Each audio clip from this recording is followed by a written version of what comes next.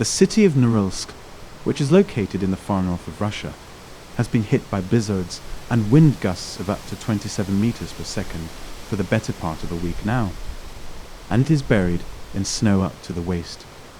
Local media have reported that over 400,000 tons of snow have been removed from the Siberian city that is located approximately 186 miles north of the Arctic Circle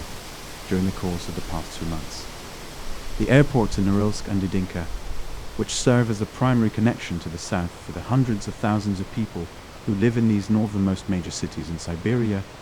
are operational nearly all year round. This is the case even in the midst of snowstorms and other severe winter conditions.